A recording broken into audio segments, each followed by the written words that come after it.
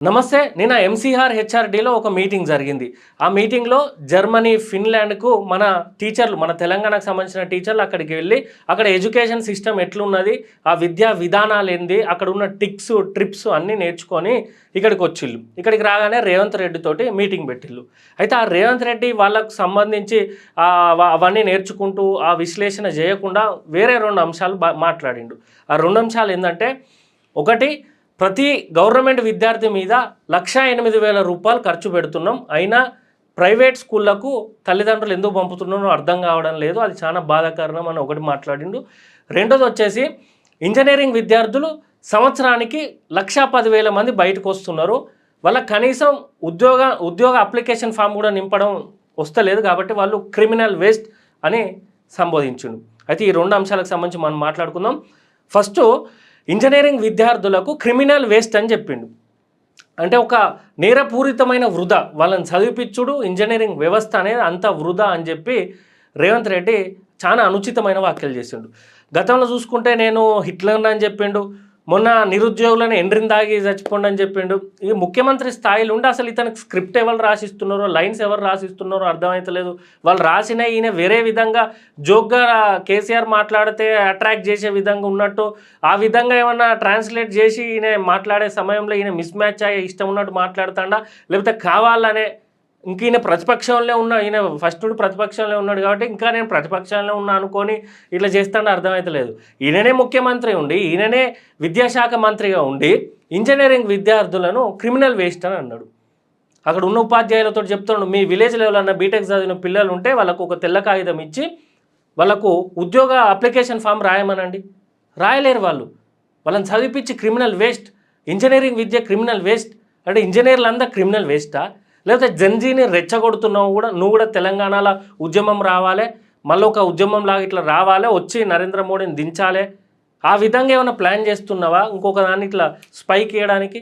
నీతోటి కాదు ముఖ్యమంత్రి రేవంత్ రెడ్డి, ఎందుకంటే తప్పంతా నీదే. ఇక్కడ నువ్వు ముఖ్యమంత్రి ఉండి ఇంజనీరింగ్ విద్యార్థులను, జెన్జీ యువతను క్రిమినల్ వేస్ట్ అని ఎట్లా అంటావు? వాళ్ళని క్రిమినల్ వేస్ట్ అనే ముందు ఆ ఇంజనీరింగ్ కళాశాల యాజమాన్యం, ఆ ఓనర్లను నువ్వు అనాలి ఫస్ట్. ఎందుకనంటే ఆ ఓనర్లు సగం మంది ఎమ్మెల్యేలు, ఎంపీలు, మాజీ ఎమ్మెల్యేలు, రాజకీయ నాయకులే ఇంజనీరింగ్ కాలేజీలు దుకాన్లు పెట్టినట్టు పెట్టిళ్ళు, కిరాణా షాపులు పెట్టినట్టు పెట్టిళ్ళు. పాపం వైఎస్ రాజశేఖర రెడ్డి గారు అందరికీ ఇంజనీరింగ్ విద్య కావాలి అని చెప్పి ఆయన ఒక ఫీజు రియంబర్స్మెంట్ అనే మంచి పథకాన్ని తీసుకొని వస్తే వీళ్ళు దాన్ని దుర్వినియోగం చేసుకోవడానికి విలేజ్కి ఒక ఇంజనీరింగ్ కాలేజీలు పెట్టి, మీరు కాదా భ్రష్టు పట్టించింది? వాళ్ళు ఎక్కువ మీ రెడ్డి కుల పొళ్ళు కాదా ఇంజనీరింగ్ కాలేజీలు పెట్టింది? ఇంజనీరింగ్ కాలేజీలు పెట్టి ఈ క్రిమినల్ వేస్ట్లను తయారు చేసేది. కాబట్టి నువ్వు కానీ, మీ రెడ్డి కమ్యూనిటీ కానీ, మీ ఎమ్మెల్యే, ఎంపీలు కానీ యువతను, జెన్జీని, బీటెక్ విద్యార్థులను క్రిమినల్ వేస్ట్ అనడం చాలా వేస్ట్. ఇది మీరు క్రిమినల్ వేస్ట్. ఇక్కడ మీరు మూర్ఖత్వం. ఇది మీరు ఏమైనా ఇంటర్వ్యూలకు అటెండ్ అయినా, మీరు ఏమైనా ఎంసెట్ ఎగ్జామ్ రాసిల్లా, ఐఐటి పరీక్ష రాసిల్లా, కనీసం మీకు tell me about your self అంటే మీకు ఏమైనా చెప్పొస్తుందా ముఖ్యమంత్రి రేవంత్ రెడ్డి? కాబట్టి మీరు క్రిమినల్ వేస్ట్. విద్యార్థులను ఇట్లా అవమానించడం, మీరు తెలంగాణ విద్యార్థులకు మీరు అందరు క్షమాపణ కోరాలి. ఇక రెండో విషయం, ప్రతి గవర్నమెంట్ విద్యార్థి మీద సంవత్సరానికి, అంటే first class, second class, third class, primary, ZPHS, గురుకులాలు ఎక్కడున్న ప్రభుత్వ పాఠశాలలో చదివే విద్యార్థి మీద గవర్నమెంట్ రూ. 1,08,000 ఖర్చు చేస్తుందట. రూ. 1,08,000 ఖర్చు చేసినప్పుడు ఆ గవర్నమెంట్ స్కూళ్ళల్లో కానీ, గవర్నమెంట్ విద్యార్థులలో కానీ అది కనబడతలేదు. ఐదర్ ఇక్కడ నువ్వు లెక్క తప్పనే చెప్పి ఉండాలి రేవంత్ రెడ్డి, లేదా ఇంప్లిమెంటేషన్ ఫెయిల్యూర్ అయి ఉండాలి. ఈ రెండిట్లో ఏది తప్పైనా నువ్వే ఎడ్యుకేషన్ మినిస్టర్, నువ్వే చీఫ్ మినిస్టర్ కాబట్టి నువ్వు రాజీనామా చేయాలి. రూ. 1,08,000 పెట్టే బదులు పెట్టినా కూడా అట్లా విద్య కనబడతలేదు.